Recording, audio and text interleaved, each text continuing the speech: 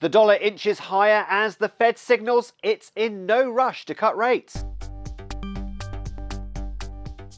So on Wednesday, the US central bank held its benchmark overnight rate steady in the 4.25% to 4.5% range. Policymakers projected 2 quarter-point cuts were likely this year, even though they expect slower economic growth and higher inflation. Jane Foley is head of FX strategy at Rabobank.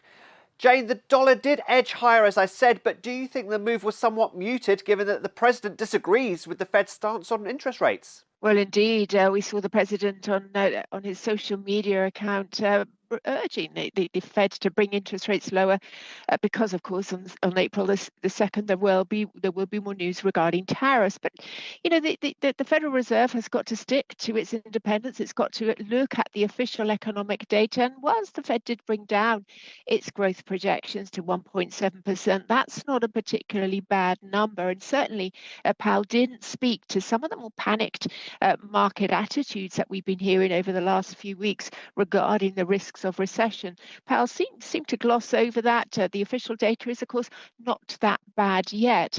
And therefore, some of the nerves that we've seen in the market of late were reassured. The equity markets, for instance, were pushed higher on the back of the Fed decision yesterday. Now, you spoke about that economic growth outlook by the Fed, 1.7%, and Jerome Powell said that he still thinks that economic data remains solid.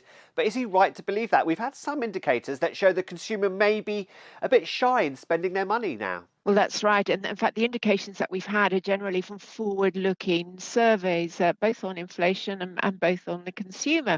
And of course, a lot of consumption in the US, certainly within the top 10% of incomes also, is linked to stocks. And of course, we've seen the US stock market perform pretty poorly in the last couple of months. So from that point of view, there's very good reason to be concerned about consumer strength. On the other hand, you could argue that the labour market is still relatively firm, and so are wages. So we have to wait for the official data. And of course, that is exactly what the Fed is doing. It has to act on the official data that it sees. Now, it is anticipating, the dot plot is indicating that it will cut interest rates again a couple more times in this cycle. But if we look through that dot plot, there are more Fed officials now that do see the risk that there will be no more interest rate cuts this cycle. That, of course, speaks to those inflationary pressures. How do you suspect the Fed will navigate this sort of uncertainty that we find ourselves with tariffs? Again, I mean, the Fed, like everybody else, has to go with the data that they actually see. And I think for now,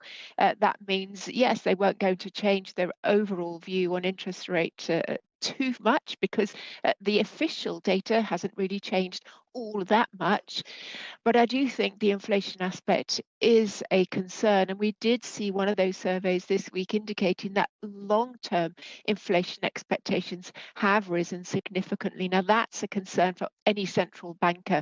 And it is difficult to imagine that they can cut interest rates aggressively against that backdrop. So at Rabobank, our projection is that the Fed may only be able to cut interest rates once more, potentially in June, before the inflation risks get the better of their confidence. But we, again, are in this position where we just have to wait for the official data to come through. Let's have a little bit more of a closer look at the dollar. It's edged higher against most currencies, but one outlier was the Japanese yen. The Bank of Japan earlier this week kept rates on hold, but it does look like they'll soon be entering a cycle of actually hiking rates. Well, again, they hiked interest rates already this year. This will not be, though, that was not the first interest rate hike of this cycle, and they are very likely to keep on hiking this year. In fact, whilst most economists or most Bank of Japan watchers expect one more interest rate hike, there is the outside chance they could hike twice more this year, although they would probably have to start hiking again, perhaps in June rather than July, in order to squeeze that one in. Now,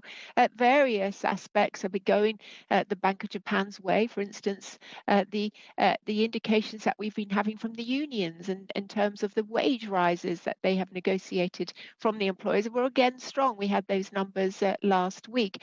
Household income, those data have been strengthening, and it would appear that Japan is on track for exceeding its trend growth rate, which is still relatively low. So from those points of view, there are inflationary forces within the Japanese economy strongly which the Bank of Japan is likely to act. However, of course, we will also find out quite soon, probably on April the 2nd, if Japan's huge auto industry is going to be subject to trade tariffs of the exports into the US, and that could be something which could stifle the need for more of an acceleration in interest rate hikes from Japan.